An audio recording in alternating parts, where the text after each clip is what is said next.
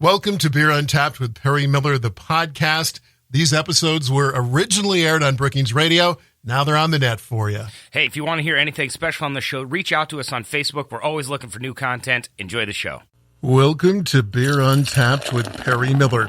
As you sip your favorite brew, you likely don't think much about one of the most important aspects, the carbonation, the stuff that makes those wonderful bubbles. It makes that great sound when you open a can of beer, and it helps produce the head and influences the flavor.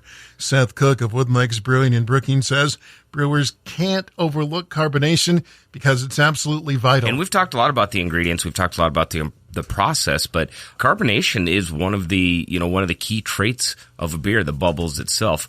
So let's talk about back in the day. Like right now, in this day and age, we can force carbonate beers. And just like you can force carbonate pop, you push CO2 right back into it. You just add it. You add it. It's added in the tank in the beer, and it's definitely added at the tap for like the guns, for the soda guns you'd see at your local convenience store. So what happens previous to us having the ability to force carbonate is back in the day, they still had carbonated beverages, but they were naturally carbonated. So the byproduct of yeast consuming sugars, of course, alcohol, CO2, and flavors. So the CO2 was then captured by sealing the vessel back up. This is often called cask-conditioned ales, where the fermentation, the final step of fermentation, happened under an atmosphere that was contained, that it couldn't escape. And it would sit and it would carbonate the beer just by the natural amount of CO2 being let off by the yeast. And one of the wonderful things that yeast can do. Right, carbonated beverages. And one of the more practical uses of the yeast byproduct is bread. That's the leavening. I mean, that's how bread gets the rise in all those bread. holes in bread? Basically the same thing. Yep, it's CO2, and of course it's being captured inside of the gluten, inside of the structures of the bread as opposed to inside of the liquid. So that's the old school way of doing it, and there's still some beers that serve really well the old school way. We have a cask-conditioned ale at the pub that we'll put on our beer engine, very traditional English-style beer. And if you're home brewing, you're probably doing natural carbonation. That's right. So when you stuff it in the bottle, it's usually a flat beer. You dose it with a little bit of extra sugar. That yeast consumes that and creates the bottle pressure. It creates hopefully not too much of the bottle pressure. You just got to be careful. So how do we do it these days, or how do we do it at the pub if we're not doing it in a cask condition? We actually take and we force carbonation back into our tanks. And we'll talk more about that process when Beer Untapped continues. Welcome back to Beer Untapped with Perry Miller as we talk carbonation.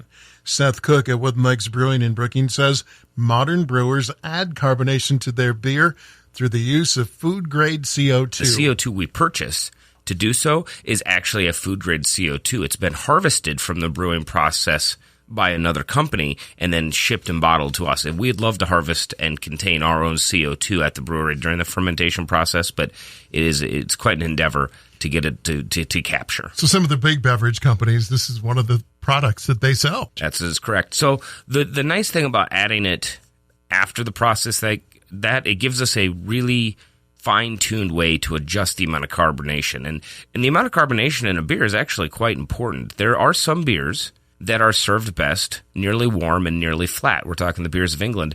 Porters, stouts are usually very low.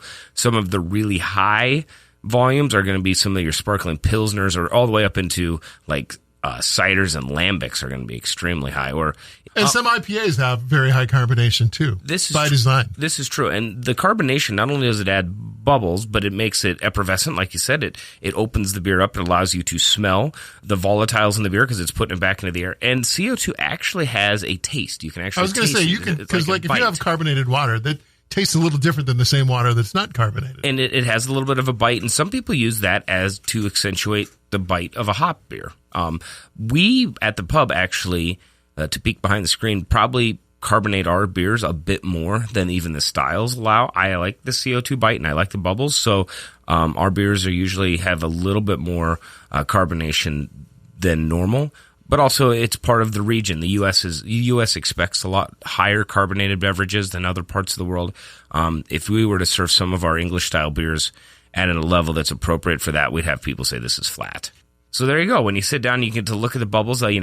It's just one of those elements, one of the nuances that we bring to that craft brewers have to pay attention to as we bring these products out to the bar top. Don't take those bubbles for granted.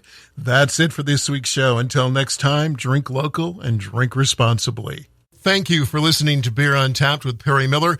Originally aired on Brookings radio stations K Country 102.3, The Hawk 107.1, and B93, and now here for your listening enjoyment as well. If you want to hear it live, it's every Wednesday and Saturday on those 3 stations. And of course, if you're not in the Brookings area to hear it live, you can find us on the internet on your favorite podcast player. If you like this show, make sure to rate and review, or maybe even tell your friends.